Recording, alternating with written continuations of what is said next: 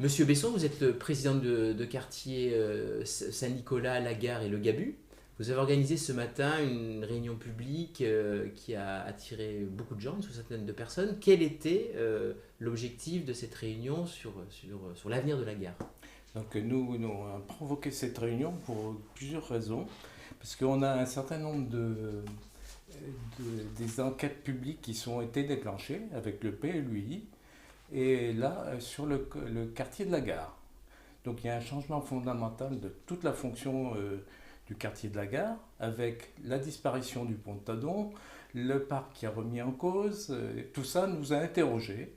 Et on a voulu informer nos adhérents et les gens du quartier pour leur donner notre vision et puis la vision de la mairie qui nous a mis le projet en place. Et il y a aussi une volonté d'informer pour que les riverains se prononcent à travers l'enquête publique qui est encore en cours. Tout à Ah fait. ben oui, tout à fait.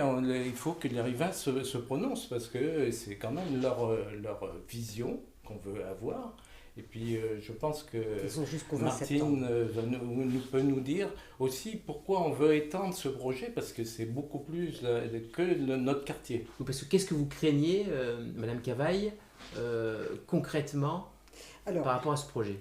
nous avons plusieurs soucis.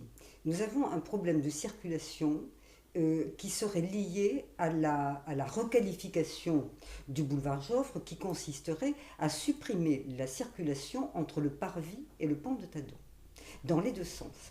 Ce qui entraînerait des embouteillages insurmontables, insurmontables dans les deux sens. C'est-à-dire centre-ville vers le sud de La Rochelle et sud de La Rochelle vers le centre-ville. Ça impacte l'ensemble de la ville. La deuxième chose qui nous inquiète, c'est que la gare classée au monument historique, avec son parc et le pont de Tadon, forme un ensemble patrimonial que nous voulons préserver. Or, nous savons qu'il est question de mettre des immeubles sur cette avenue Joffre qui ne serait plus ouverte à la circulation. Donc, cela entraînerait l'arasement de ce boulevard et donc l'effondrement du talus qui jouxte ce boulevard. Et donc la disparition des arbres qui longent des deux côtés le boulevard. Donc nous considérons que ce parc, c'est la respiration, pas uniquement de ce quartier. Ce parc joue une fonction anti-pollution et anti-submersion, puisqu'il absorbe les surplus d'inondation.